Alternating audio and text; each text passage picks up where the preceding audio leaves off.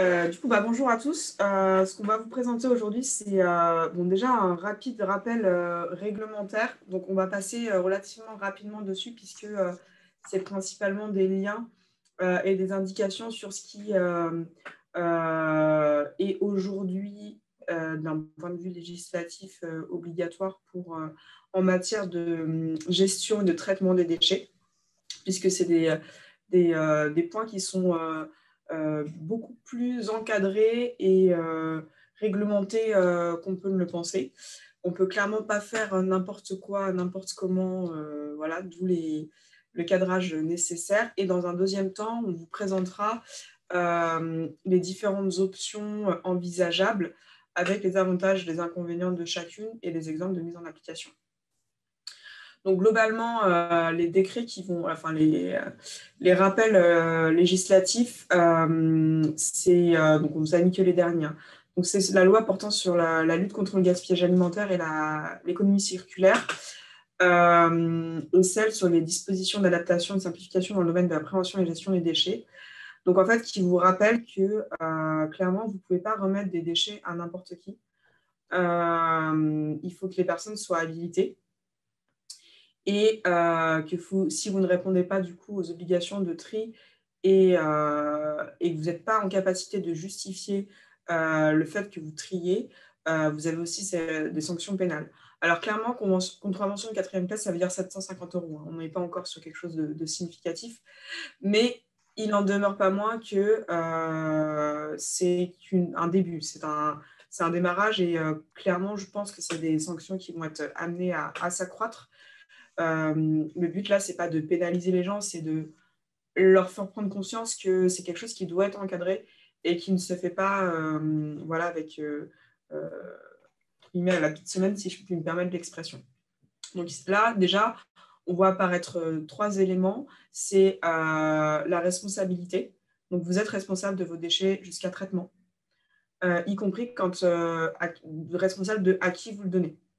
Et ensuite, vous êtes responsable de la traçabilité et du suivi de vos déchets jusqu'à du coup son élimination. Concrètement, concernant les biodéchets, donc il y a une obligation réglementaire sur forcément le tri et le traitement des biodéchets. Vous pouvez passer sur l'animation suivante. Je vais passer rapidement. Voilà, donc actuellement, en fait, cette obligation, elle est limitée à un certain tonnage, une certaine quantité. Mais pour moi, l'intérêt n'est pas, c'est pas l'intérêt de vous donner la quantité qu'il faut, c'est que dans tous les cas, à partir de janvier 2024, tout le monde sera concerné. Donc concrètement, on se fiche de savoir combien on produit de biodéchets. Ce qu'il faut savoir, c'est qu'en 2024, tout le monde est censé le trier et valoriser ses biodéchets. Donc, clairement, je pense que ceux qui sont dans l'obligation aujourd'hui de mettre en place ce tri ne sont dans tous les cas pas dans les clous. Et que 2024, autant dire que c'est demain, si on veut trouver les bons marchés, trouver les bons prestataires, mettre en œuvre les bons processus, adapter ses locaux, les bonnes filières, etc. Voilà, slide suivante. Donc, concrètement, à retenir, donc on a des obligations spécifiques de prévention, de tri, de valorisation et de suivi, avec des obligations en matière d'hygiène, c'est-à-dire que les biodéchets, ils doivent être traités dans un certain contexte hygiénique.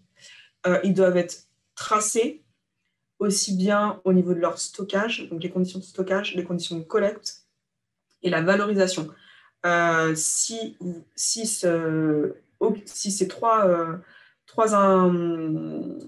domaines, donc collecte, stockage, valorisation, ne répondent pas aux obligations réglementaires, votre biodéchet continuera à être considéré comme un déchet. Du coup, on attaque le vif du sujet sur les exutoires possibles.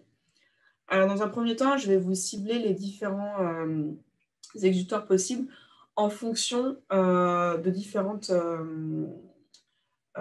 caractéristiques. Donc déjà, ce qui va conditionner le choix de l'exutoire que vous allez utiliser, ça va être la quantité de déchets qui va être générée. Donc forcément, on distingue quantité importante ou quantité faible. Dès que vous aurez une certaine quantité de déchets, vous serez obligé de passer sur un mode professionnel qui sera du compostage ou de la méthanisation. Ça veut dire concrètement passer par un prestataire extérieur. Et même, et autre point, c'est-à-dire que même si vous avez une quantité qui est trop importante pour pouvoir faire du compostage artisanal, poulailler ou déshydrateur, vous n'aurez pas forcément la quantité suffisante pour passer en compostage professionnel ou méthanisation seul.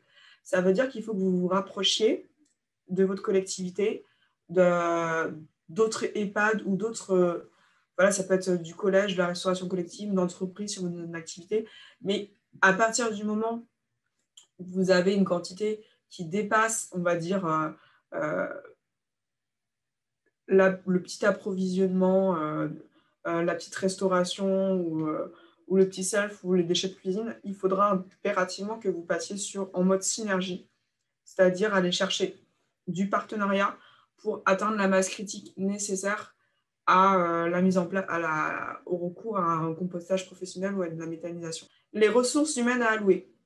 Alors, toujours, là, du coup, forcément, code couleur vert, c'est quand tout se passe bien et orange, c'est quand ça commence à poser problème. Concrètement, quand vous passez, par exemple, sur du compostage professionnel, un déshydrateur ou de la méthanisation, vous avez peu de main-d'œuvre à allouer en interne.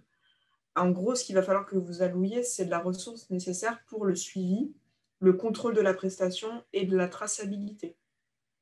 Ça reste néanmoins une charge de travail qui est conséquente, puisque clairement, un prestataire, ça se suit au quotidien.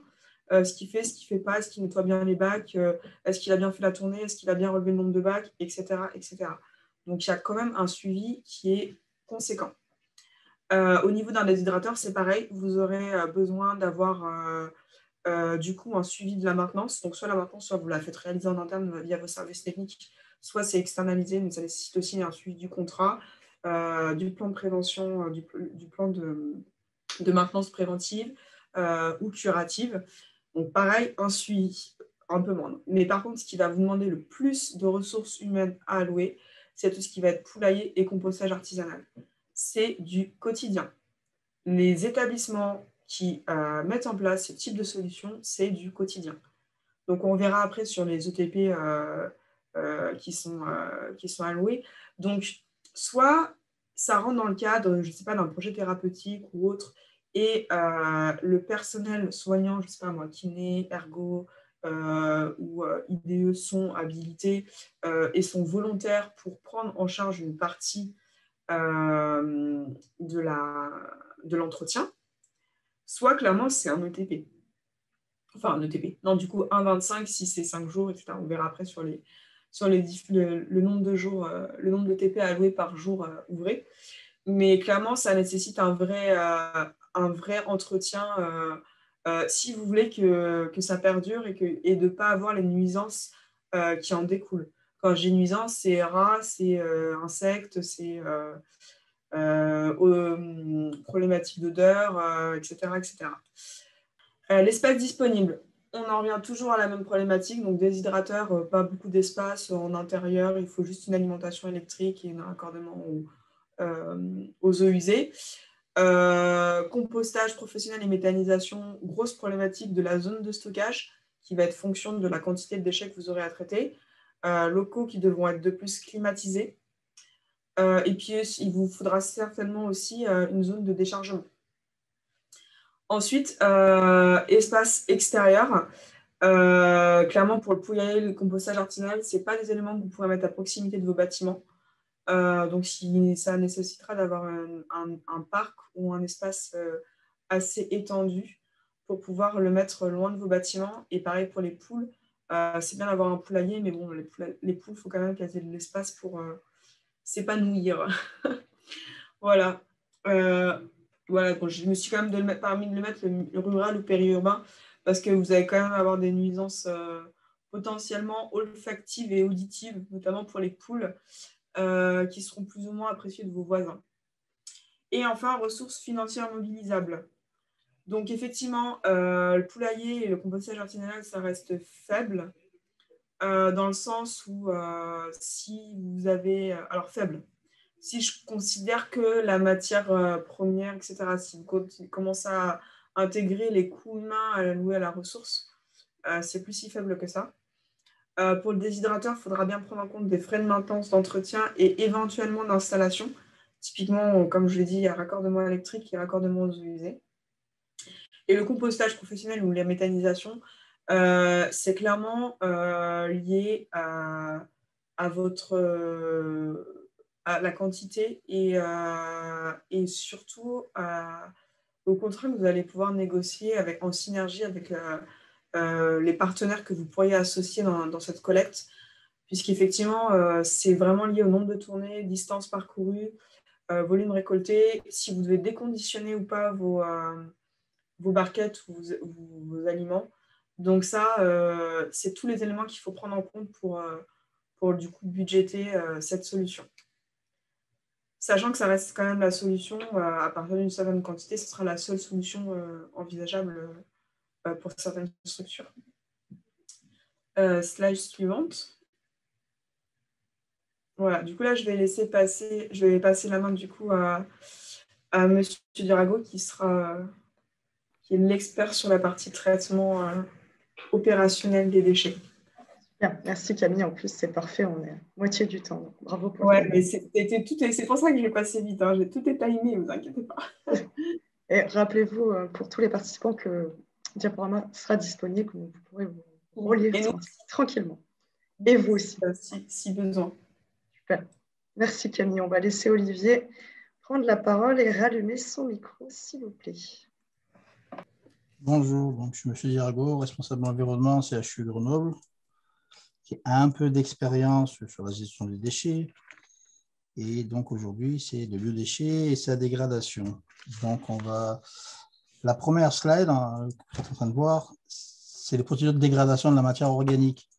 Je pense que cette slide-là, vous allez la garder, mais on va peut-être passer dessus parce que c'est l'absence d'oxygène ou la présence d'oxygène en compostage ou en méthanisation. Ils sont deux techniques totalement différentes. Et je pense que dans une EHPAD, même dans un CH, passer sur de la méthanisation, ça comporte quand même quelques risques et ça comporte beaucoup d'inconvénients. Autant passer sur du compostage qui est plus simple à réaliser.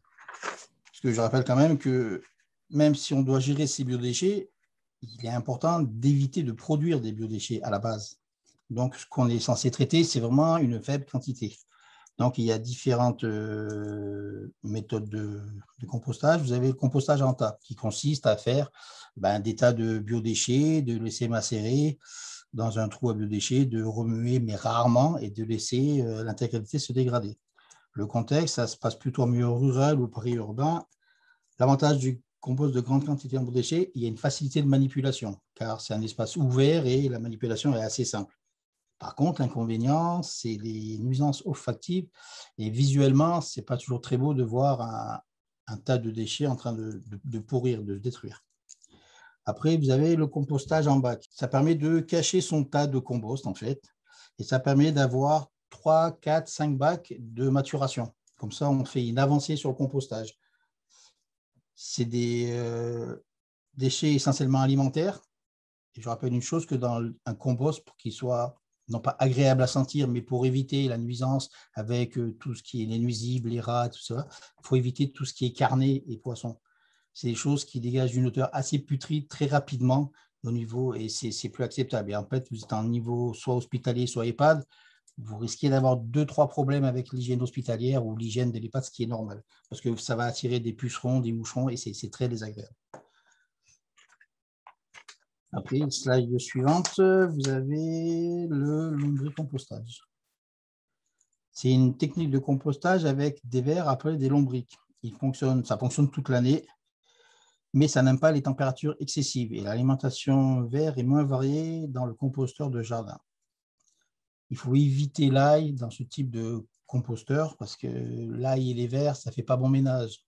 En principe, les vers, c'est game over pour eux. Là, c'est un vermifuge. Et nous avons ensuite la réussite d'un bon compost. Un compost, pour être bien réalisé, qu'on a une manière positive, il faut déjà le placer dans un endroit ombragé et non pas totalement ensoleillé, parce que vous allez trop le déshydrater et ce n'est pas bon du tout, avec une bonne aération, parce que l'aération va permettre une action micro-organismes, insectes et vers, de se voir en condition d'aérobie. Donc, il faut régulièrement aérer son compost à la fourche ou autre. Il faut le brasser régulièrement. C'est pour ça que ça demande quand même une présence de personnel permanent. En fait, un compost, selon la température que vous avez, il va falloir le manipuler au moins une fois par jour, de manière à l'aérer régulièrement pour éviter l'état de boue et de concentration. Il faut éviter, dans votre compost, il faudra éviter de mettre les feuilles, selon les régions, les feuilles de platane, parce que c'est une feuille qui se digère très, très mal. Et en fait, elle va empêcher votre compost de se fabriquer. Après, il ne faut pas hésiter à mélanger dedans des journaux classiques et non pas du papier glacé et autres, des bouts de carton, de manière à lui apporter un ensemble qu'on va appeler du carbone. On parlait de déshydrateur. Alors, le déshydrateur, l'avantage du déshydrateur, c'est la réduction du volume de vos déchets. C'est-à-dire qu'il va rester à peu près 10 sur 100 kg de déchets, il va vous rester à peu près 10 kg de déchets. Le seul problème, c'est que votre déshydrateur va vous faire votre produit, c'est du substrat qui va être en poudre, mais ça reste quand même un déchet. Il faut savoir une chose, c'est qu'à aucun moment, votre compost sera un réel compost comme on peut acheter dans le commerce. Ce n'est pas un compost normé, parce que le véritable compost ne contient absolument pas de déchets alimentaires. C'est pour ça qu'on dit que c'est un compost artisanal. Ça ne sera jamais un compost de vente. Vous ne pourrez pas le vendre ou faire quoi que ce soit avec. Ça reste quand même un déchet. C'est juste une réduction de vos déchets et non pas une solution à des déchets, ce qui est différent. Par contre, ce qu'il faut bien avoir en tête, c'est qu'effectivement, il faut que ça soit éloigné des bâtiments, qu'il y ait beaucoup d'espace, qu'il y ait du personnel. Moi, je suis vraiment dans un milieu rural où quasiment tout le monde en a chez soi. Donc, on va dire que ça fait partie du quotidien et ce n'est pas trop une problématique pour tout le monde de le gérer. Par contre, il faut faire extrêmement attention. Et là, on va juste passer sur l'animation suivante. C'est-à-dire qu'en fait, on ne donne pas n'importe quoi à manger aux poules. Et ça nécessite en fait un tri supplémentaire parmi le tri. Donc, en fait, on est vraiment sur on est plus sur quasiment du prélèvement en fait dédié au niveau des productions en cuisine. C'est-à-dire que c'est pas des restes alimentaires issus de l'alimentation patient, c'est vraiment des restes de production en cuisine. Donc, ça veut dire aussi qu'on a une production maison au niveau de la structure qui a mis en place ce poulailler. Et le deuxième exemple qui est un retour d'expérience aussi assez intéressant, c'est au CH du Moulin Heather. Ils ont mis en place un partenariat avec des éleveurs de chiens qui du coup collectent et réutilisent les denrées alimentaires pour nourrir son cheptel. Donc ils ont fait cette option parce que du coup ils avaient des quantités qui étaient trop importantes pour être gérées en compost artisanal. Trop faible pour pouvoir être géré en compostage professionnel ou méthanisation. Mais par contre, donc les avantages, c'est effectivement la proximité, parce qu'ils avaient ça à proximité, et le faible impact environnemental, c'est de la filière courte, quoi. Par contre, effectivement, l'inconvénient, c'est que clairement, tout le monde ne peut pas le faire. Ça nécessite un sourcing hyper important pour savoir si c'est possible de le faire à proximité de son établissement, d'avoir l'accord de la personne en particulier pour mettre en place ce type de partenariat et une traçabilité, un engagement de tous, puisque au niveau du tri, au niveau de la logistique, etc., c'est vraiment du donnant-donnant, c'est vraiment un projet qui se partage avec l'ensemble des partenaires. Mais en tout cas, c'est possible et c'est une solution. Et pareil, ils seront à disposition s'il y a des personnes qui sont intéressées pour avoir le retour d'expérience en détail, que ce soit la convention, comment ils ont fait le sourcing, etc. Voilà. Oui, bonjour. Bonjour à tous. Bonjour. Donc, je suis avec Agnès Akaya, qui est notre responsable hôtelière. Et dans la file de personnes connectées, je crois qu'il y a Sophie Cordier, notre diététicienne aussi. Donc, nous avons été sollicités pour parler en tout cas de cette gestion des biodéchets au niveau de l'établissement. Alors, nous sommes toutes les deux arrivées il n'y a pas longtemps et toute la démarche éco-responsable a été initiée avec l'ancienne directrice et l'équipe en place. Et nous sommes actuellement dans une phase d'évaluation d'audit pour stimuler à nouveau les équipes. Donc, cette mise en place du compostage et du poulailler font partie en fait du projet d'établissement pour fédérer l'ensemble des équipes autour d'une démarche éco-responsable ouverte sur le quartier et sur le territoire. Ça a été mis en place au départ effectivement pour réduire les aliments à tous les niveaux de la chaîne alimentaire.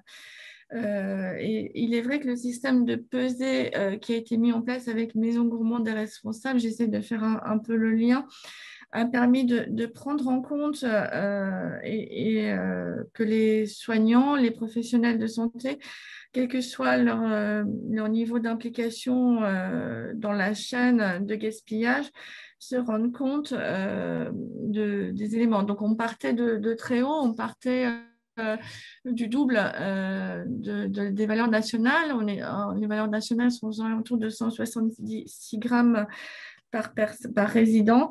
Et au départ, il y a 3 ans, c'est ça, Sophie, ou 2 ans, on était à 300 et quelques grammes par résident. Donc, ce qui représentait une économie d'environ 30 000 € à réinjecter dans la qualité au niveau des aliments. Donc, il y a eu toute une démarche et un plan d'action au niveau de la cuisine pour essayer d'approcher différemment la présentation dans les assiettes, de sensibiliser aussi la restauration sur une production ajustée, de travailler aussi avec Sophie, la diététicienne, sur des profils mangeurs pour ne servir aux résidents que ce qu'ils souhaitaient et ne pas gaspiller. Et on a continué cette année. Bon, l'année 2020 a été particulièrement touchée par le Covid, mais on a continué cette réflexion pour adapter aussi notre service de restauration, parce qu'en parallèle du gaspillage, il y a aussi toute la chaîne de distribution du repas et comment on présente les repas aux personnes qui font aussi partie des éléments de discussion, et notamment quand le repas est servi trop rapidement, quand il arrive froid, la température.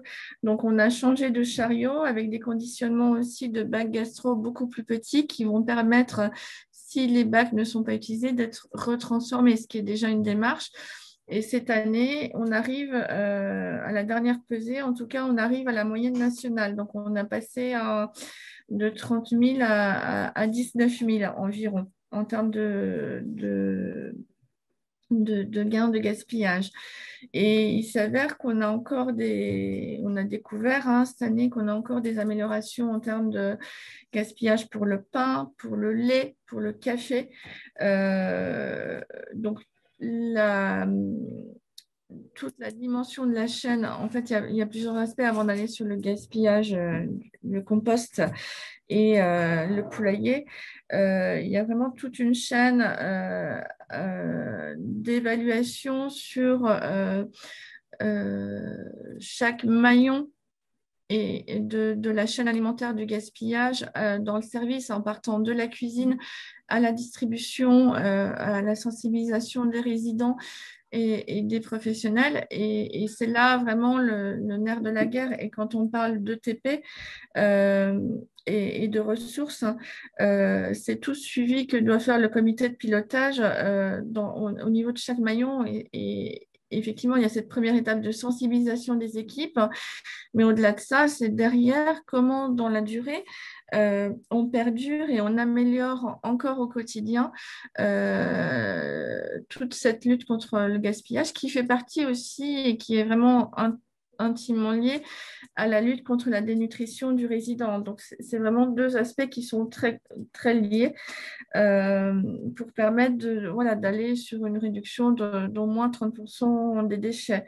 Donc, à l'époque, la directrice qui était en place a mis, en répondant à des appels à projets avec la métropole du Grand Nancy, le système de compostage partagé qui a été mis en place avec un maître composteur qui a habilité l'animatrice.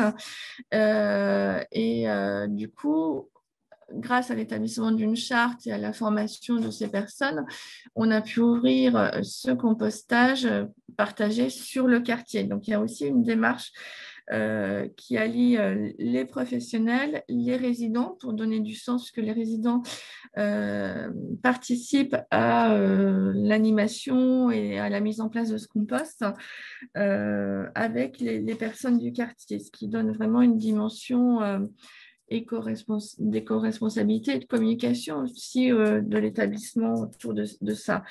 Après, on observe, je vais peut-être laisser parler à Agnès, qu'au niveau du compostage, quand j'écoutais M.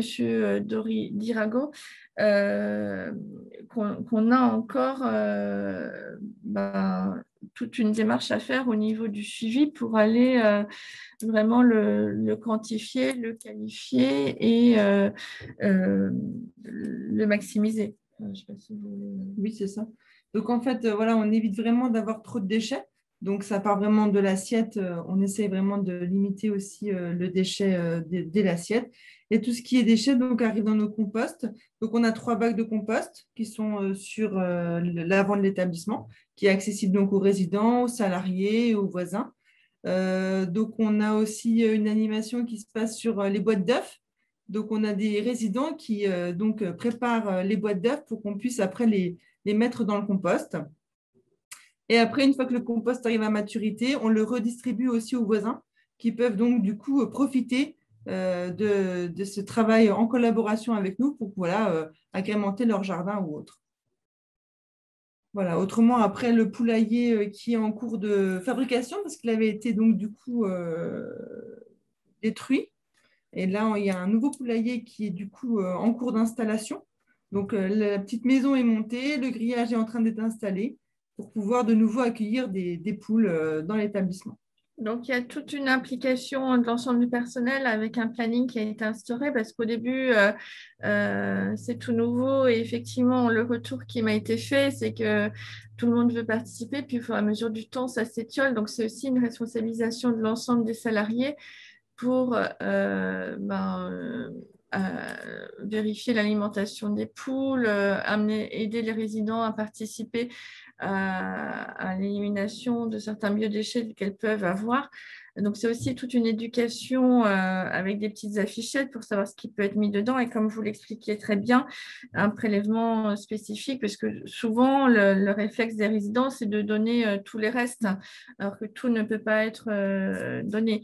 Donc, ça permet, par le biais de ces animations, aussi en parallèle de faire un échange intergénérationnel et derrière d'apporter cette transmission de savoir entre les résidents, l'expérience qu'on peut avoir nous au sein de l'établissement et les collectivités comme les écoles pour permettre de montrer que même en ville, c'est réalisable. Voilà. D'autres choses. Alors, on pousse un peu plus loin, hein, puisqu'on va essayer d'aller aussi sur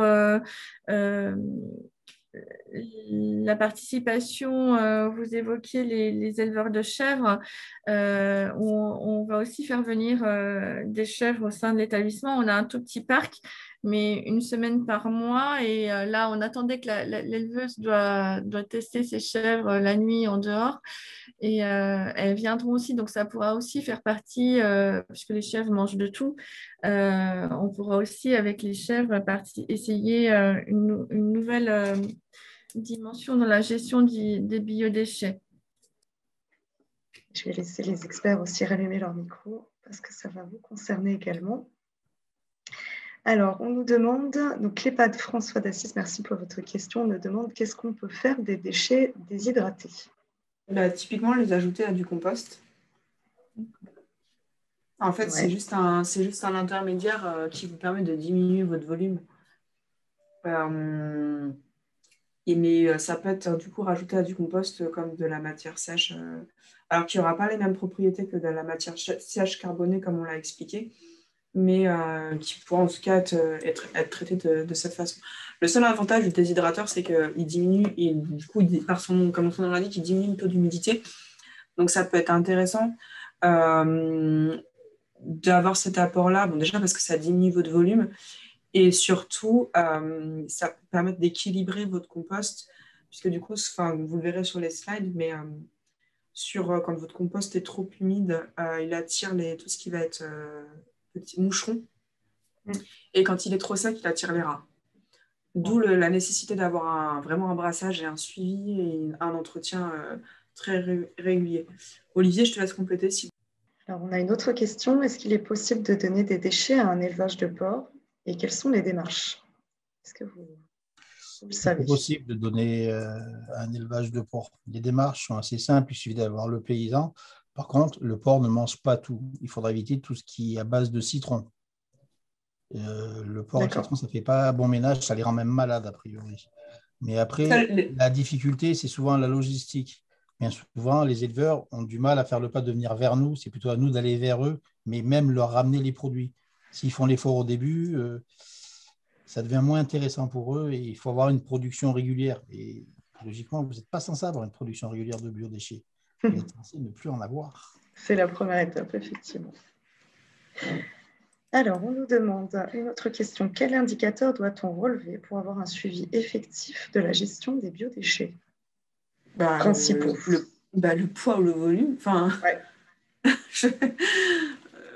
Excusez-moi, en fait, du coup, je cherchais où était le piège, mais non, mais ça va être, alors, ça peut être il y a plusieurs éléments. Il y aura votre nombre de contenants, votre poids et le volume. Alors, pourquoi poids et volume sont différents? Parce que typiquement, quelque chose qui va être gorgé d'eau, vous allez avoir un poids qui va être plus important. Après, clairement, ça dépend, sur la traçabilité de votre gestion. Ça va être aussi votre prestataire qui va vous mettre en place ce type d'indicateur. Ça va être lui aussi sur les relevés qui va vous transmettre de réception de vos déchets. Il y aura indiqué le nombre de contenants qu'il a relevé, le nombre de tournées. Ça peut être ça, en fait. C'est du macro en fait, au micro. Il y aura le nombre de tournées, nombre de bennes, volume, poids. Et voilà, sachant que le but, c'est quand même d'arriver. Généralement, on parle en kilos, de façon très, très générale. Autre chose, on nous demande est-ce que c'est mieux pour traiter l'ensemble des biodéchets d'avoir à la fois un poulailler et un compostage? Oui, les deux sont bien, mais ça dépend vraiment le volume qu'il y a à traiter parce qu'il faut bien, comme on disait, les poules, il faut vraiment faire attention. Il y a une liste assez exhaustive d'aliments à ne pas donner. Donc, c'est aussi contraignant. Il faut vraiment suivre ce que mangent les poules. Donc, je pense que c'est vraiment déjà le compostage, c'est un peu peut-être plus gérable. Mais les poules, voilà, il y a vraiment un travail d'éducation à faire sur les salariés et les résidents pour pas qu'on garde tous les petits restes et qu'on aille tout donner aux poules tout le temps, quoi. D'ailleurs, même pour le compostage, clairement, moi, je te conseille fortement de mettre tout ce qui est carné au niveau du compostage. Et autre élément, il y a les temps de décomposition. Tout va être, alors, dans l'idéal, par exemple, tout ce qui est agrumes, peau de banane, peau d'avocat, on oublie, noyau d'avocat, on oublie. De toute façon, l'avocat dans une alimentation responsable, normalement, en France, on oublie aussi.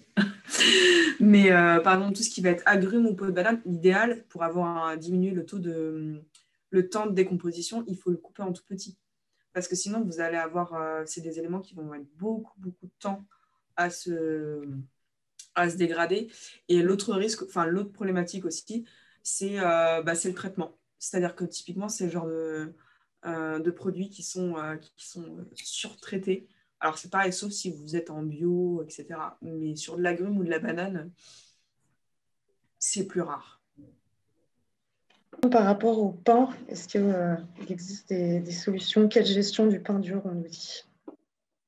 Alors pareil, moi, si je ne veux pas faire un retour d'expérience dans un milieu plutôt rural, c'est qu'en fait, nous, il n'y en a pas de reste de pain parce que les gens, ils le prennent pour leur âne, tout ça. Donc, ou les canards, ou voilà. Mais c'est...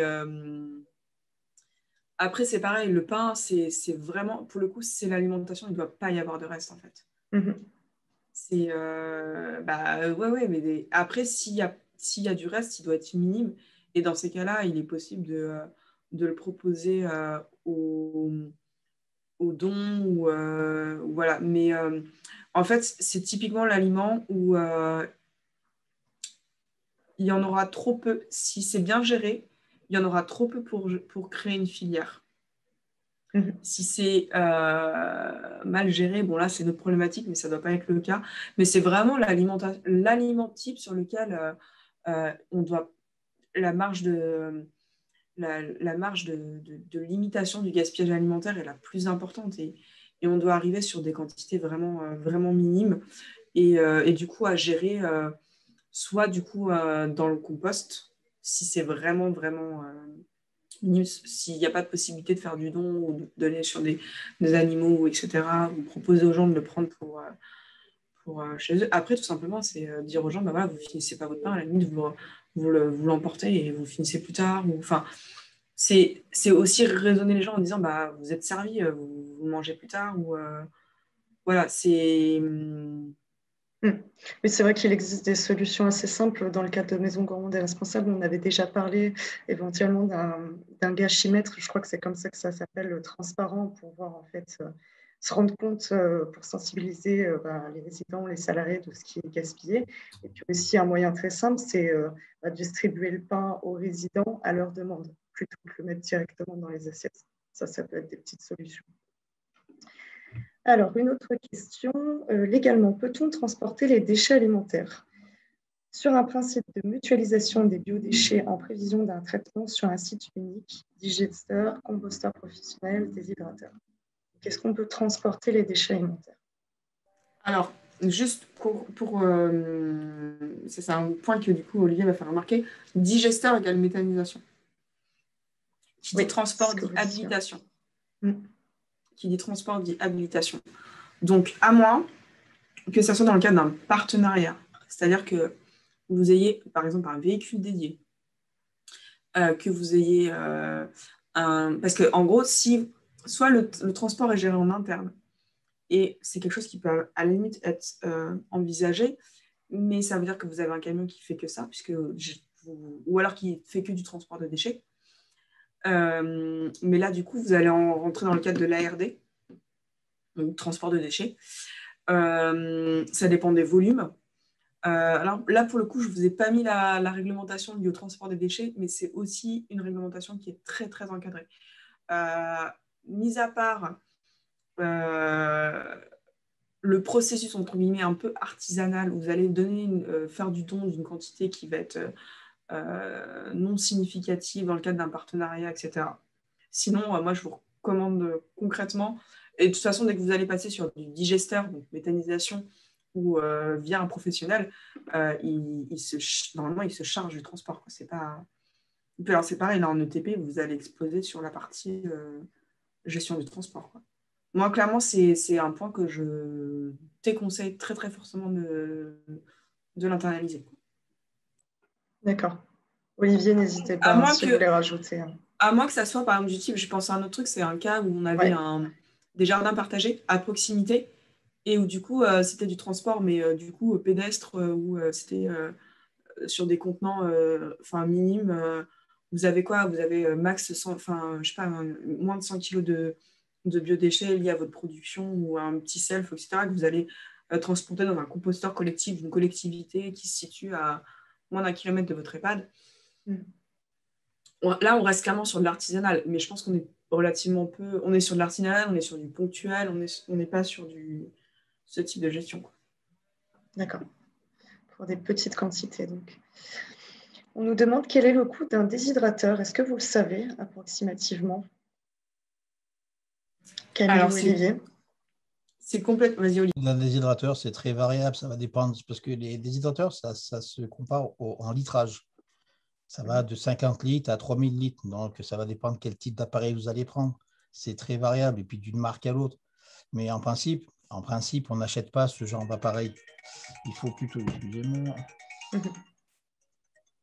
il faut plutôt les prendre en location parce que vous avez l'intégralité qui est gérée avec location, maintenance, et vous avez toujours un appareil qui est conforme à la réglementation et d'une.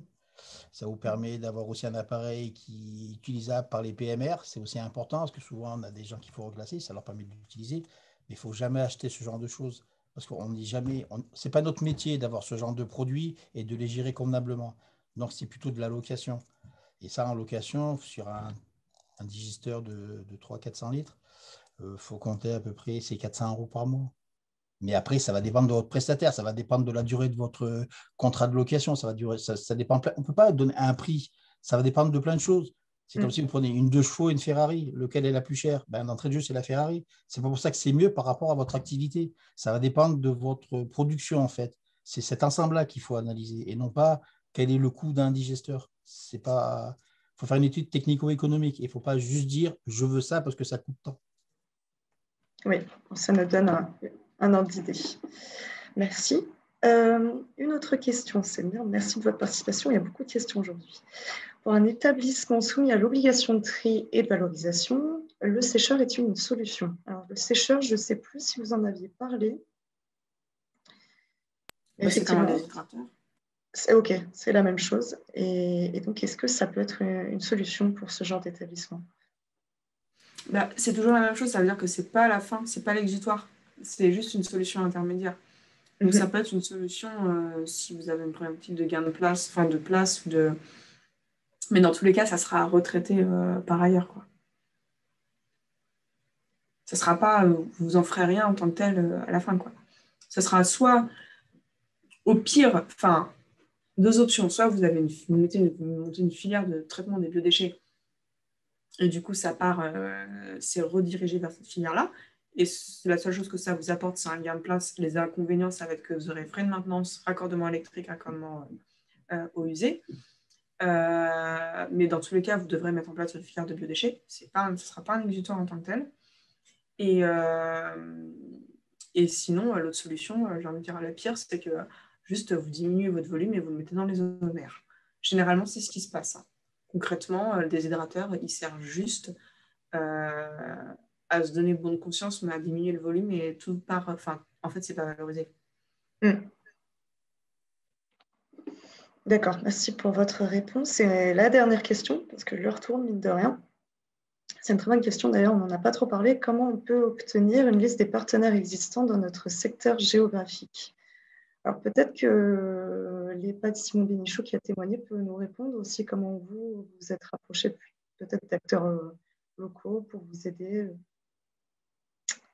N'hésitez pas à reprendre la parole. Ou Camille Olivier, peut-être que vous pourrez nous répondre sur ce sujet. Effectivement, pour nous, dans ce que j'ai compris, c'était la métropole du Grand Nancy avec lequel on est partenaire pour l'évacuation des déchets autres, avec lequel qui nous avait aidés dans cette démarche. Après, dans tout ce qui est, par contre, effectivement, toute la filière de partenariat entre plusieurs établissements et voir si des prestataires externes peuvent nous aider à valoriser les biodéchets et aller sur un déshydrateur n'est pas encore exploité. Je pense que c'est vraiment un collectif qui doit se créer pour aller plus loin. C'est la deuxième étape, puisqu'on voit par rapport à votre intervention, on est sur une quantité faible, la gestion du compostage et du poulailler, et que derrière, il y a encore toute une démarche. Quand on a fait le dernier copil du projet développement durable, on s'est aperçu qu'on allait essayer encore de réduire d'une benne, la benne de tri pour essayer aussi d'aller plus loin dans cette démarche. C'était l'objectif qu'on s'est fixé annuellement. En tout cas, le collectif local avec la municipalité, la métropole est essentiel pour fédérer les acteurs. Et pour l'instant, on est encore aux prémices. Vous avez la chambre des métiers, d'accord. C'est très intéressant. Et en plus, on peut bien souvent obtenir des subventions par ce biais-là. Parce que quand on arrive à favoriser quand on commence à se recentrer sur sa région pour l'évacuation des déchets et ce genre de choses, on arrive à obtenir des subventions. Des fois, ce n'est pas énorme, mais des fois, ça met du beurre dans les épinards sans vouloir jouer dans les biodéchets. C'est pour ça qu'il faut penser à la chambre des métiers. Ce n'est pas assez exploité, la chambre des métiers, en fait. Camille, un dernier mot à ajouter, peut-être? Une phrase qui pourrait... Globalement, moi, après, je pense que ce qui est bien aussi, c'est de faire son propre sourcing aussi, de rechercher aussi par soi-même, de sortir un peu. Mais de base, je pense que les collectivités, que ce soit métropole, selon les régions, restent quand même des interlocuteurs relativement fiables et ils pourront aussi vous rediriger justement vers les chambres de commerce etc. Mais effectivement. La question essentielle, effectivement, c'est lors de la mutualisation, le transport des déchets. Et c'est un axe sur lequel il faut effectivement travailler ensemble à plusieurs partenaires. Ça sera le mot de la fin. Donc, tous, très bonne journée à vous et puis à bientôt.